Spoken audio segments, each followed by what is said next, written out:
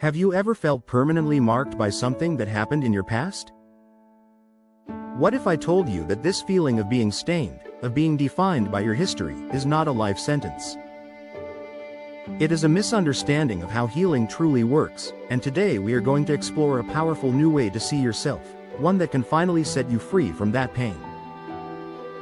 This feeling is incredibly common for anyone who has experienced a deep life trauma.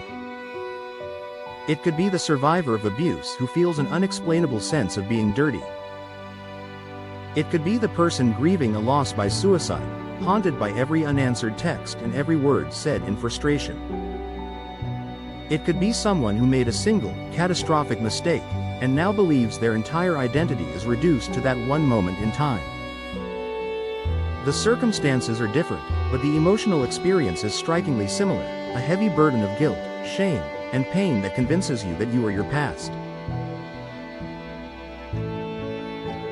To understand how to move forward, we must first understand why we get stuck in these feelings. Your brain has a primary job: to keep you safe from future threats.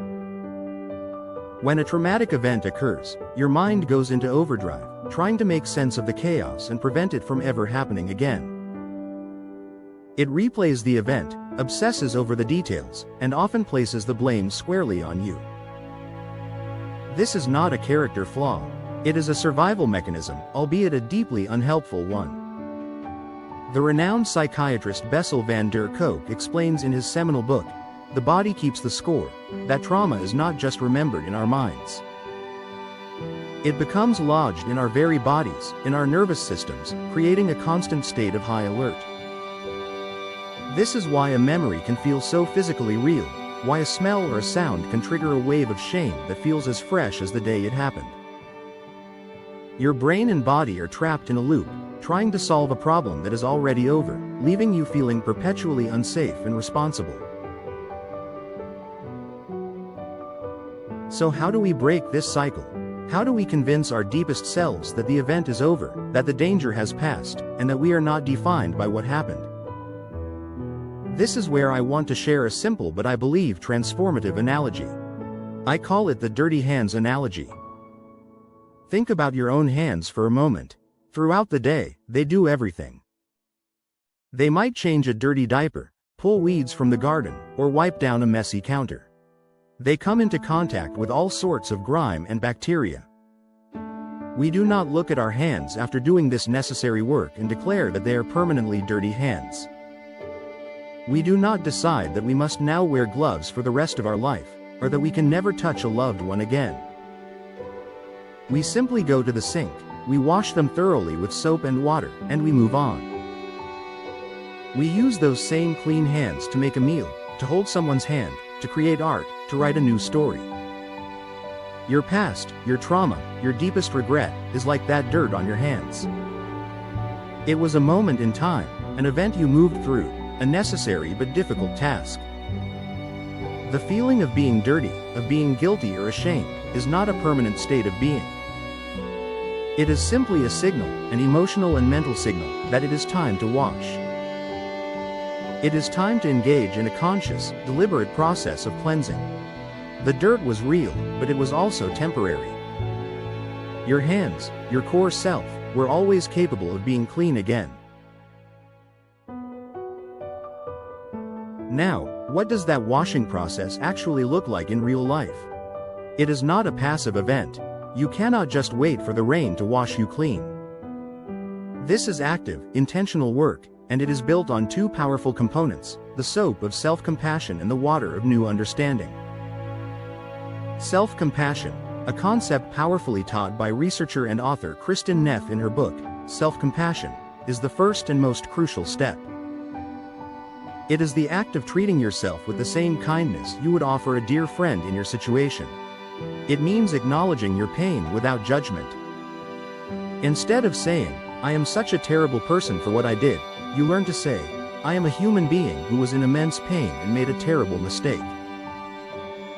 That shift in language is the soap that begins to dissolve the sticky grip of shame.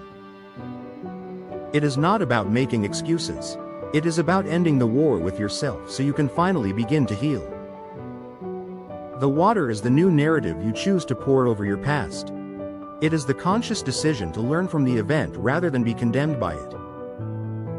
Psychologist Stephen Joseph, in his work on post-traumatic growth, describes this as the profound positive change that can come from the struggle with a major life crisis.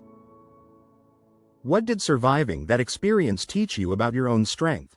How did it clarify what truly matters to you in your relationships? Your goal is not to erase the past, but to integrate it into your story as a chapter that taught you something vital, not as the entire book of who you are. If you are finding value in this new perspective, please take a second to like it and subscribe to the channel. Your support helps us grow and reach other people who need to watch this very video. Healing is not a one-time event.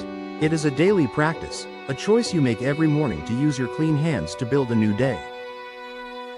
There will be moments where an old trigger makes you feel dirty all over again. In those moments, you must remember the analogy. You must go back to the sink. You must reach for the soap of self-compassion. You must run the water of your new, wiser understanding. This is how people like Oprah Winfrey, who survived sexual abuse throughout her childhood, built a life of profound purpose. She did not erase her past. She allowed it to become a source of her deep empathy and her drive to help others heal.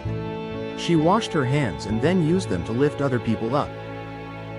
Your trauma or your mistake does not disqualify you from a beautiful future.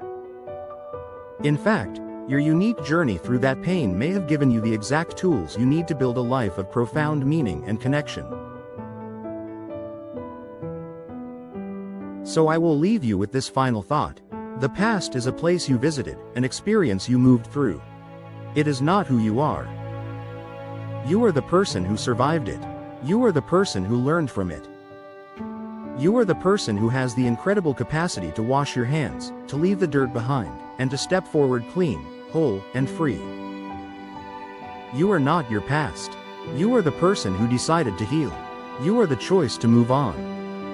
And that story, the one you are writing right now with your clean hands, is the only one that truly matters. Thank you for watching.